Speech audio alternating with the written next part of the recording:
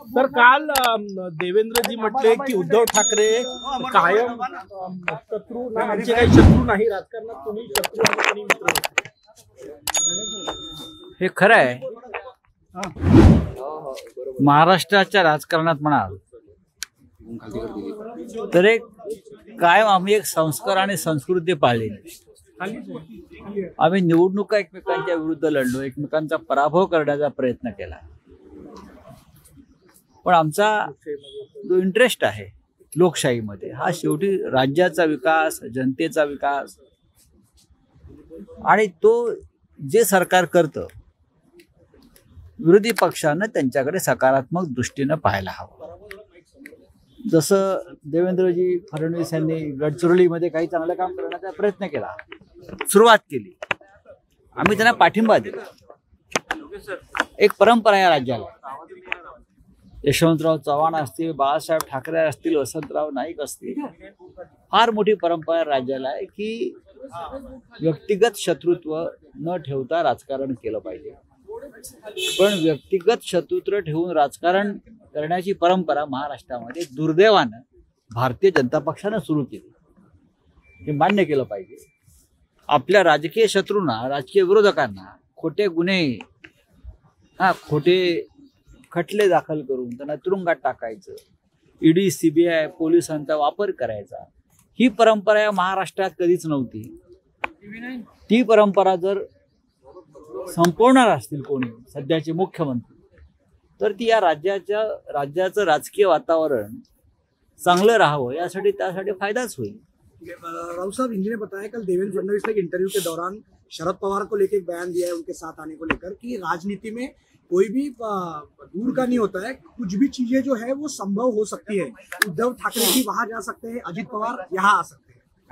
नहीं, कौन कहाँ जाएगा, नहीं, कौन कहाँ जाएगा, कौन कहाँ आएगा, ये हमारे मित्र देवेंद्र जी नहीं तय करेंगे. अपने अपनी पार्टी की एक भूमिका होती है, एक आइडियोलॉजी होती है. आपने हमारी पार्टी को जिस तरह से तोड़ा है, ये कौन सा आइडियोलॉजी में बैठता है भाई. जरूर कि महाराष्ट्र में एक परंपरा रही है कि हम किसी से व्यक्तिगत दुश्मनी नहीं करते राजनीति में. क्या एजेंसीज का मिसयूज करके किसी को जेल में डालो, किसी के फैमिली को तकलीफ दो, ये शुरुआत जब से भारतीय जनता पार्टी सत्ता में आई है तब से हुई है कि आपने राजकीय विरोधी को झूठे मुकदमे, झूठे अपराध में डालकर जेल में डालो, खत्म करो.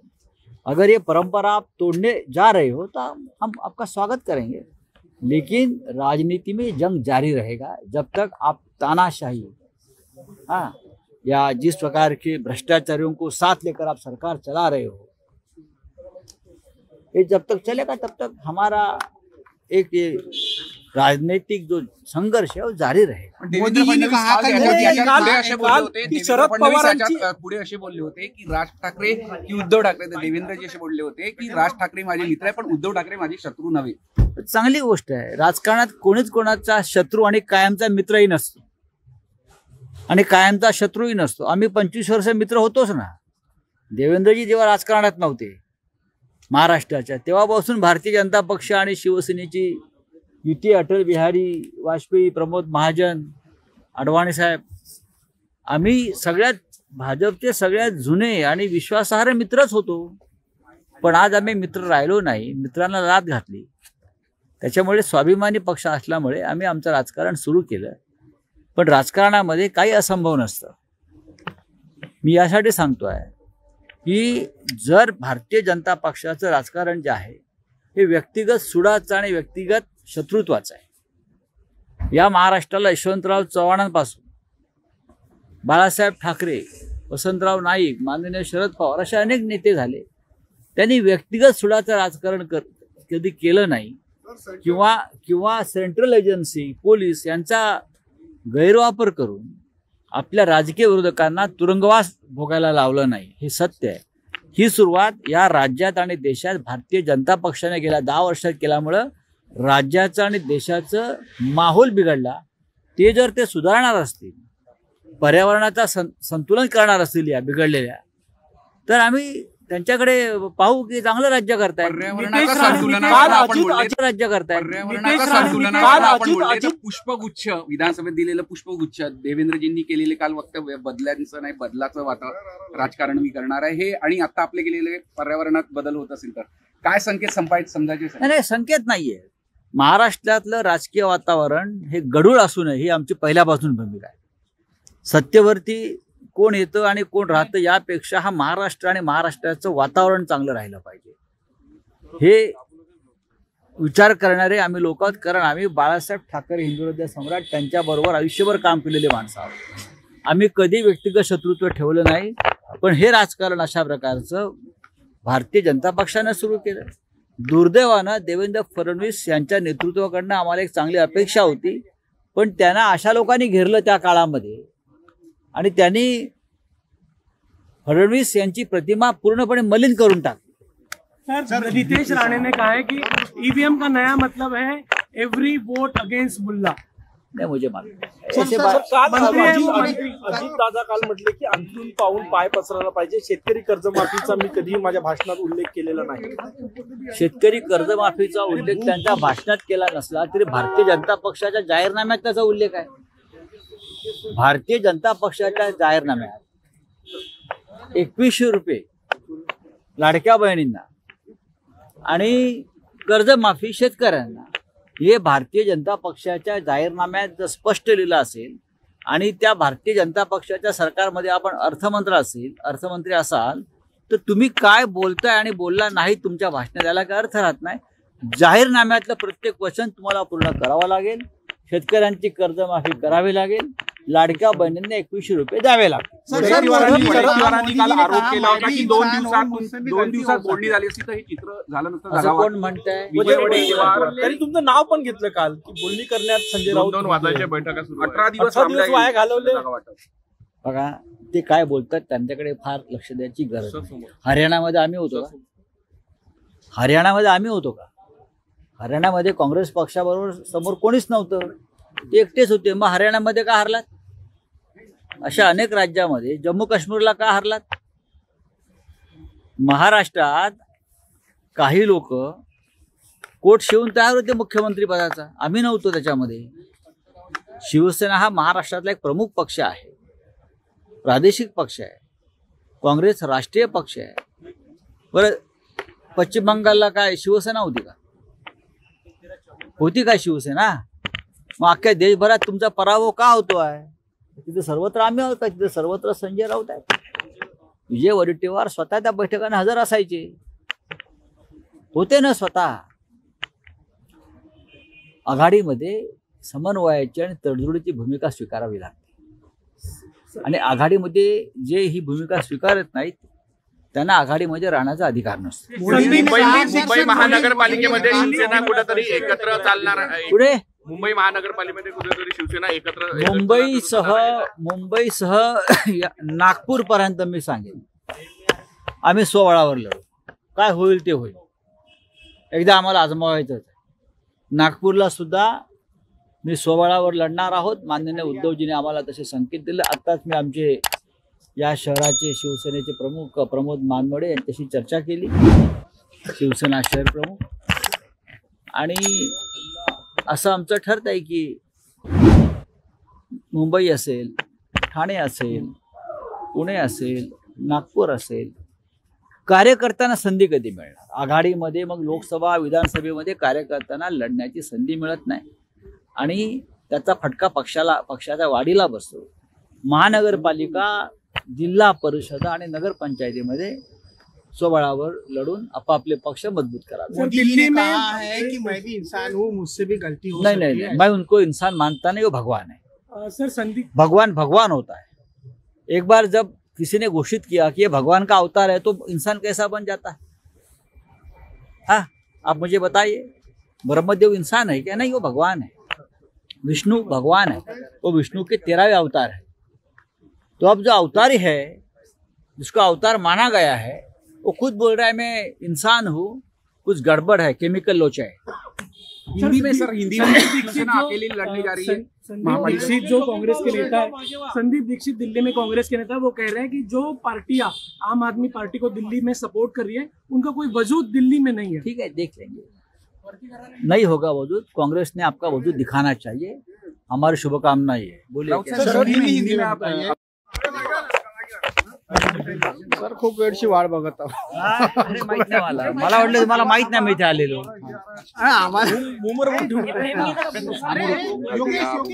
खालती घ्या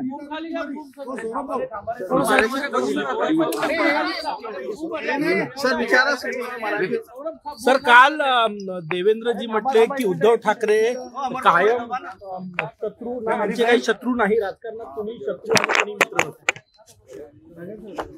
हे खरं आहे। महाराष्ट्राच्या राजकारणात म्हणाल तर एक कायम आम्ही एक संस्कार आणि संस्कृती पाळली। आम्ही निवडणुका एकमेकांच्या विरुद्ध लढलो, एकमेकांचा पराभव करण्याचा प्रयत्न केला, पण आमचा जो इंटरेस्ट आहे लोकशाहीमध्ये हा शेवटी राज्याचा विकास, जनतेचा विकास, आणि तो जे सरकार करतं विरोधी पक्षानं त्यांच्याकडे सकारात्मक दृष्टीनं पाहायला हवं। जसं देवेंद्रजी फडणवीस यांनी गडचिरोलीमध्ये काही चांगलं काम करण्याचा प्रयत्न केला, सुरुवात केली, आम्ही त्यांना पाठिंबा दिला। एक परंपरा या राज्याला, यशवंतराव चव्हाण असतील, बाळासाहेब ठाकरे असतील, वसंतराव नाईक असतील, फार मोठी परंपरा राज्याला आहे की व्यक्तिगत शत्रुत्व न ठेवता राजकारण केलं पाहिजे। पण व्यक्तिगत शत्रुत्व ठेवून राजकारण करण्याची परंपरा महाराष्ट्रामध्ये दुर्दैवानं भारतीय जनता पक्षानं सुरू केली, हे मान्य केलं पाहिजे। आपल्या राजकीय शत्रूंना, राजकीय विरोधकांना खोटे गुन्हे, खोटे खटले दाखल करून त्यांना तुरुंगात टाकायचं, ईडी, सीबीआय, पोलिसांचा वापर करायचा, ही परंपरा या महाराष्ट्रात कधीच नव्हती। ती परंपरा जर संपवणार असतील कोणी सध्याचे मुख्यमंत्री, तर ती या राज्याचं राजकीय वातावरण चांगलं राहावं यासाठी त्यासाठी फायदाच होईल। राउत साहब, हिंदी ने बताया कल देवेंद्र फडणवीस ने एक इंटरव्यू के दौरान शरद पवार को लेकर एक बयान दिया है उनके साथ आने को लेकर कि राजनीति में कोई भी दूर का नहीं होता है, कुछ भी चीजें जो है वो संभव हो सकती है। उद्धव ठाकरे भी वहां जा सकते हैं, अजित पवार यहाँ आ सकते हैं। नहीं, कौन कहाँ जाएगा, नहीं, कौन कहाँ जाएगा, कौन कहाँ आएगा, ये हमारे मित्र देवेंद्र जी नहीं तय करेंगे। अपने अपनी पार्टी की एक भूमिका होती है, एक आइडियोलॉजी होती है। आपने हमारी पार्टी को जिस तरह से तोड़ा है, ये कौन से आइडियोलॉजी में बैठता है भाई? जरूर कि महाराष्ट्र में एक परंपरा रही है कि हम किसी से व्यक्तिगत दुश्मनी नहीं करते राजनीति में।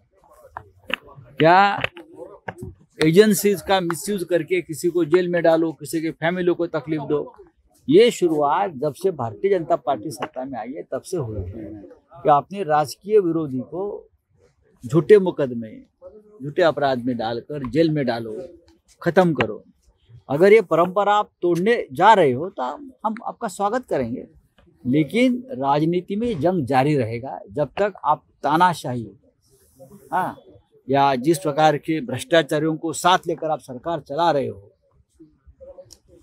ये जब तक चलेगा तब तक हमारा एक ये राजनीतिक जो संघर्ष है वो जारी रहेगा। मोदी जी ने कहा की शरद पवारांची पुढे असे बोलले होते की राज ठाकरे की उद्धव ठाकरे, देवेंद्रजी असे बोलले होते की राज ठाकरे माझे मित्र आहे पण उद्धव ठाकरे माझे शत्रू नव्हे। चांगली गोष्ट आहे, राजकारणात कोणीच कोणाचा शत्रू आणि कायमचा मित्रही नसतो आणि कायमचा शत्रूही नसतो। आम्ही 25 वर्ष मित्र होतोच ना।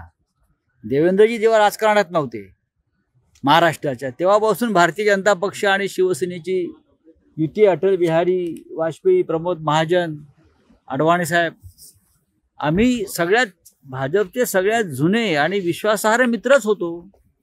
पण आज आम्ही मित्र राहिलो नाही, मित्रांना लाथ घातली। त्याच्यामुळे स्वाभिमानी पक्ष असल्यामुळे आम्ही आमचं राजकारण सुरू केलं। पण राजकारणामध्ये काही असंभव नसतं। मी यासाठी सांगतोय की जर भारतीय जनता पक्षाचं राजकारण जे आहे हे व्यक्तिगत सुडाचं आणि व्यक्तिगत शत्रुत्वाचं आहे। या महाराष्ट्राला यशवंतराव चव्हाणांपासून बाळासाहेब ठाकरे वसंतराव नाईक, माननीय शरद पवार असे अनेक नेते झाले. त्यांनी व्यक्तिगत सुडाचं राजकारण कधी केलं नाही किंवा सेंट्रल एजन्सी, पोलीस यांचा गैरवापर करून आपल्या राजकीय विरोधकांना तुरुंगवास भोगायला लावलं नाही. हे सत्य आहे. ही सुरुवात या राज्यात आणि देशात भारतीय जनता पक्षाने गेल्या 10 वर्षात केल्यामुळं राज्याचं आणि देशाचं माहोल बिघडला. ते जर ते सुधारणार असतील, पर्यावरणाचा संतुलन करणार असतील या बिघडलेल्या, तर आम्ही त्यांच्याकडे पाहू की चांगलं राज्य करताय, राज्य करताय. पुष्पगुच्छ विधानसभेत दिलेलं पुष्पगुच्छ देवेंद्रजींनी केलेले काल वक्तव्य बदलांचं नाही बदलाचं राजकारण मी करणार आहे हे, आणि आता आपले गेलेले पर्यावरणात बदल होत असेल तर काय संकेत समजायचे? नाही, संकेत नाहीये. महाराष्ट्रातलं राजकीय वातावरण हे गढूळ असू नये ही आमची पहिल्यापासून भूमिका आहे. सत्तेवरती कोण येतं आणि कोण राहतं यापेक्षा हा महाराष्ट्र आणि महाराष्ट्राचं वातावरण चांगलं राहिलं पाहिजे हे विचार करणारे आम्ही लोक आहोत. कारण आम्ही बाळासाहेब ठाकरे हिंदुहृदय सम्राट त्यांच्याबरोबर आयुष्यभर काम केलेले माणसं आहोत. आम्ही कधी व्यक्तिगत शत्रुत्व ठेवलं नाही. पण हे राजकारण अशा प्रकारचं भारतीय जनता पक्षानं सुरू केलं. दुर्दैवानं देवेंद्र फडणवीस यांच्या नेतृत्वाकडनं आम्हाला एक चांगली अपेक्षा होती, पण त्यांना अशा लोकांनी घेरलं त्या काळामध्ये आणि त्यांनी फडणवीस यांची प्रतिमा पूर्णपणे मलिन करून टाकली. सर, रितेश राणे ने कहा है कि ईवीएम का नया मतलब है एवरी वोट अगेंस्ट बुल्ला. नाही, मुझे मालूम अजित दादा काल म्हटले की अंथरूण पाहून पाय पसरायला पाहिजे. शेतकरी कर्जमाफीचा मी कधीही माझ्या भाषणात उल्लेख केलेला नाही. शेतकरी कर्जमाफीचा उल्लेख त्यांच्या भाषणात केला नसला तरी भारतीय जनता पक्षाच्या जाहीरनाम्यात त्याचा उल्लेख आहे. भारतीय जनता पक्षाच्या जाहीरनाम्यात 2100 रुपये लाडक्या बहिणींना आणि कर्जमाफी शेतकऱ्यांना हे भारतीय जनता पक्षाच्या जाहीरनाम्यात जर स्पष्ट लिहिलं असेल आणि त्या भारतीय जनता पक्षाच्या सरकारमध्ये आपण अर्थमंत्री असाल तर तुम्ही काय बोलताय आणि बोलला नाही तुमच्या भाषणात याला काय अर्थ राहत नाही. जाहीरनाम्यातलं प्रत्येक वचन तुम्हाला पूर्ण करावं लागेल. शेतकऱ्यांची कर्जमाफी करावी लागेल. लाडक्या बहिणींना 2100 रुपये द्यावे लागतील. काल आरोप केला होता की 2 दिवसात बोलणी झाली असती तर हे चित्र झालं नसतं. असं कोण म्हणताय? तरी तुमचं नाव पण घेतलं काल की बोलणी करण्यात संजय राऊत 2 वाजताच्या बैठका सुरू 18 दिवस वाया घालवले. बघा ते काय बोलतात त्यांच्याकडे फार लक्ष द्यायची गरज नाही. हरियाणामध्ये आम्ही होतो का? हरियाणामध्ये काँग्रेस पक्षाबरोबर समोर कोणीच नव्हतं, ते एकटेच होते. मग हरियाणामध्ये का हरलात? अशा अनेक राज्यामध्ये जम्मू काश्मीरला का हरलात? महाराष्ट्रात काही लोक कोट शिवून तयार होते मुख्यमंत्री पदाचा, आम्ही नव्हतो त्याच्यामध्ये. शिवसेना हा महाराष्ट्रातला एक प्रमुख पक्ष आहे, प्रादेशिक पक्ष आहे. काँग्रेस राष्ट्रीय पक्ष आहे. बरं, पश्चिम बंगालला काय शिवसेना होती का? होती का शिवसेना? मग अख्ख्या देशभरात तुमचा पराभव का होतो आहे? तिथे सर्वत्र आम्ही आहोत का? तिथे सर्वत्र संजय राऊत आहेत. विजय वडेट्टीवार स्वतः त्या बैठकांना हजर असायचे, होते ना स्वतः.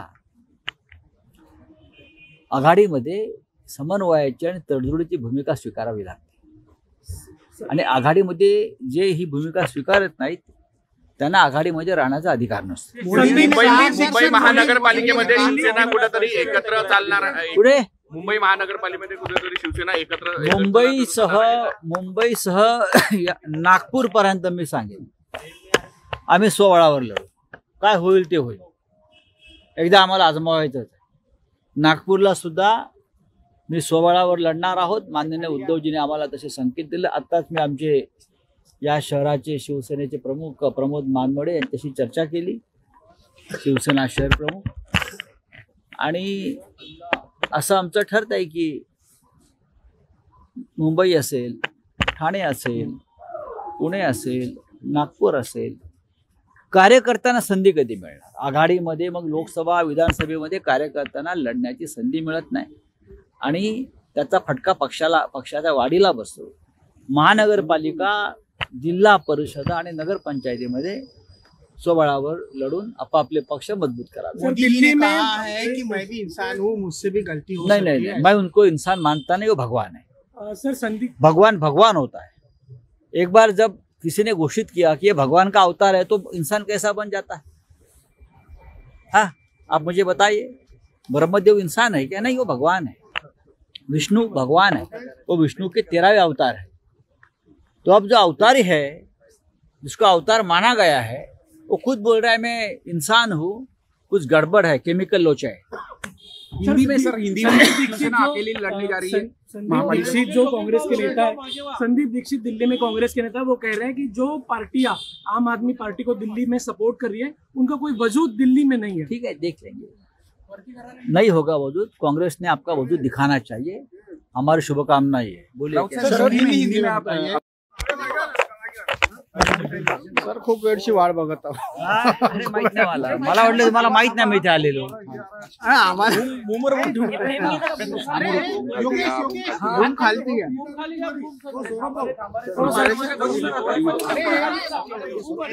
सर विचारा सर, काल देवेंद्रजी म्हटले की उद्धव ठाकरे कायम शत्रू, आमचे काही शत्रू नाही राजकारणात, कोणी शत्रू आणि कोणी मित्र नसतो. हे खरं आहे. महाराष्ट्राच्या राजकारणात म्हणाल तर एक कायम आम्ही एक संस्कार आणि संस्कृती पाळलेली. आम्ही निवडणुका एकमेकांच्या विरुद्ध लढलो, एकमेकांचा पराभव करण्याचा प्रयत्न केला. पण आमचा जो इंटरेस्ट आहे लोकशाहीमध्ये, हा शेवटी राज्याचा विकास, जनतेचा विकास, आणि तो जे सरकार करतं, विरोधी पक्षानं त्यांच्याकडे सकारात्मक दृष्टीनं पाहायला हवं. जसं देवेंद्रजी फडणवीस यांनी गडचिरोलीमध्ये काही चांगलं काम करण्याचा प्रयत्न केला, सुरुवात केली, आम्ही त्यांना पाठिंबा दिला. एक परंपरा आहे राज्याला. यशवंतराव चव्हाण असतील, बाळासाहेब ठाकरे असतील, वसंतराव नाईक असतील, फार मोठी परंपरा राज्याला आहे की व्यक्तिगत शत्रुत्व न ठेवता राजकारण केलं पाहिजे. पण व्यक्तिगत शत्रुत्व ठेवून राजकारण करण्याची परंपरा महाराष्ट्रामध्ये दुर्दैवानं भारतीय जनता पक्षानं सुरू केली. हे मान्य केलं पाहिजे. आपल्या राजकीय शत्रूंना, राजकीय विरोधकांना खोटे गुन्हे, खोटे खटले दाखल करून त्यांना तुरुंगात टाकायचं, ईडी, सीबीआय, पोलिसांचा वापर करायचा, ही परंपरा या महाराष्ट्रात कधीच नव्हती. ती परंपरा जर संपवणार असतील कोणी सध्याचे मुख्यमंत्री, तर ती या राज्याचं राजकीय वातावरण चांगलं राहावं यासाठी त्यासाठी फायदाच होईल. राउत साहब, हिंदी ने बताया कल देवेंद्र फडणवीस ने एक इंटरव्यू के दौरान शरद पवार को लेकर एक बयान दिया है उनके साथ आने को लेकर कि राजनीति में कोई भी दूर का नहीं होता है, कुछ भी चीजें जो है वो संभव हो सकती है.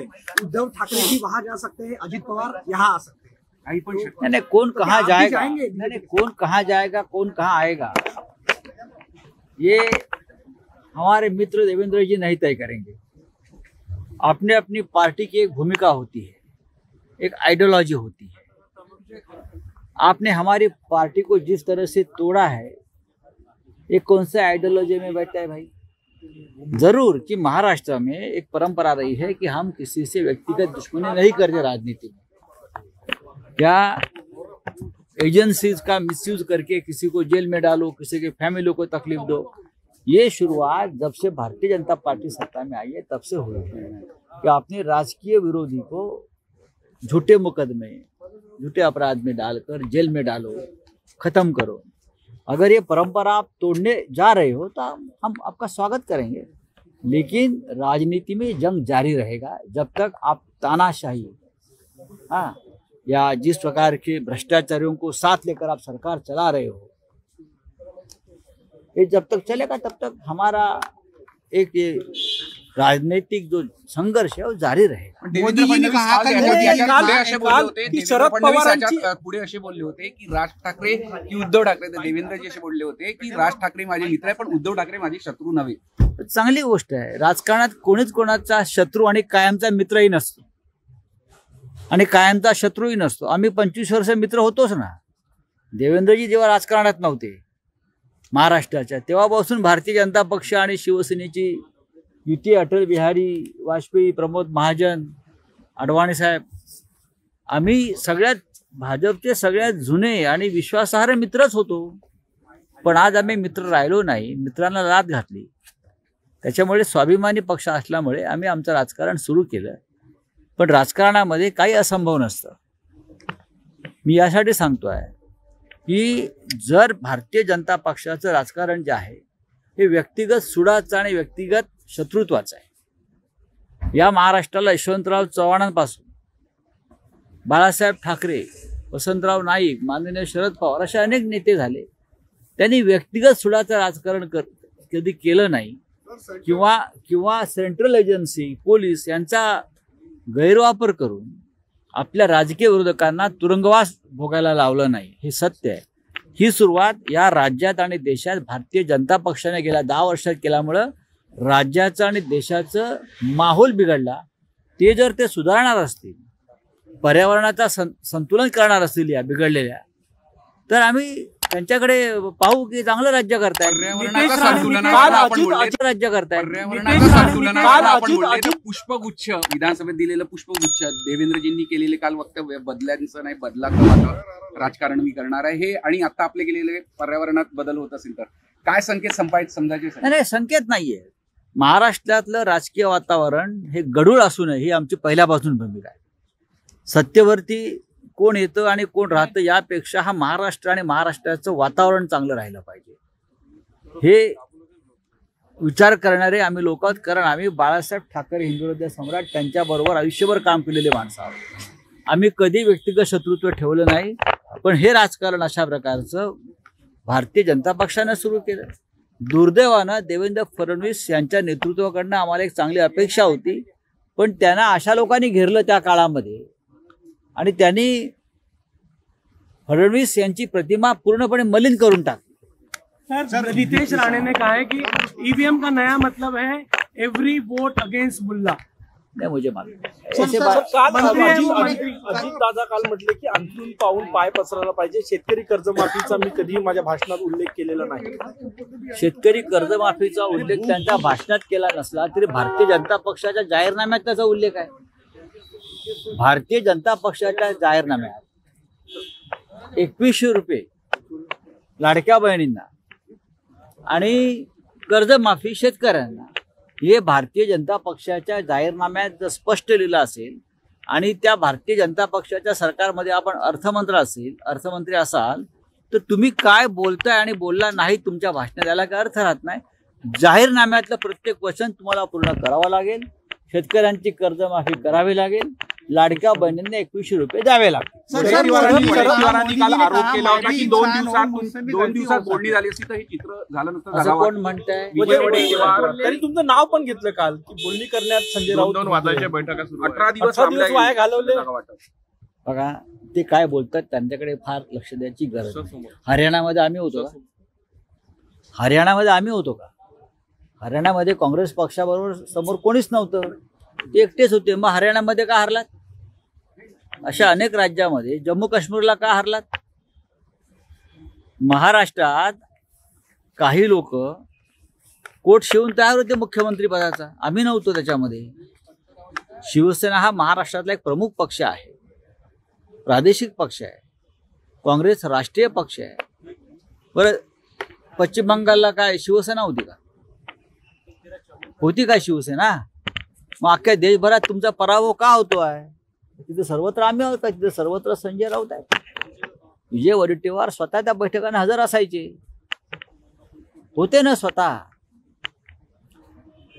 आघाडीमध्ये समन्वयाची आणि तडजोडीची भूमिका स्वीकारावी लागते आणि आघाडीमध्ये जे ही भूमिका स्वीकारत नाहीत त्यांना आघाडीमध्ये राहण्याचा अधिकार नसतो. मुंबई महानगरपालिकेमध्ये शिवसेना कुठेतरी एकत्र चालणार आहे. पुढे मुंबई महानगरपालिकेमध्ये कुठेतरी शिवसेना एकत्र मुंबईसह नागपूर पर्यंत मी सांगेन आम्ही स्वबळावर लढू.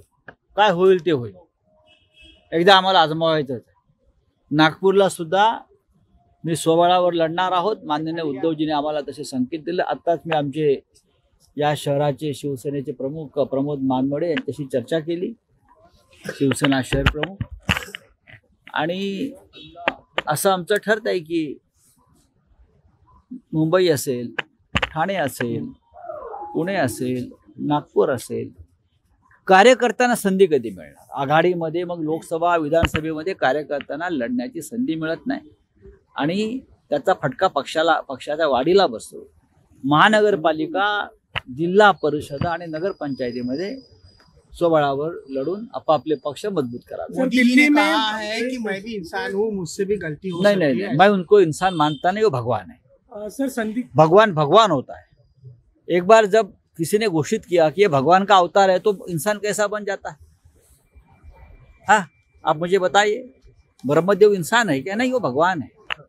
विष्णु भगवान है, वो विष्णु के 13वें अवतार है. तो अब जो अवतारी है, जिसको अवतार माना गया है, वो खुद बोल रहा है मैं इंसान हूँ, कुछ गड़बड़ है, केमिकल लोचा है. हिंदी में सर, हिंदी में शिवसेना अकेली लड़ने जा रही है. संदीप दीक्षित जो कांग्रेस के नेता है, संदीप दीक्षित दिल्ली में कांग्रेस के नेता है, वो कह रहे हैं कि जो पार्टियां आम आदमी पार्टी को दिल्ली में सपोर्ट कर रही है उनका कोई वजूद दिल्ली में नहीं है. ठीक है, देखेंगे. नहीं होगा वजूद. काँग्रेस ने आपका वजूद दिखाना चाहिए. हमारी शुभकामना ये. गरजा हिंदुस्तान चॅनलला सबस्क्राईब करा आणि ताज्या घडामोडी जाणून घेण्यासाठी बेल आयकॉनवर प्रेस करा.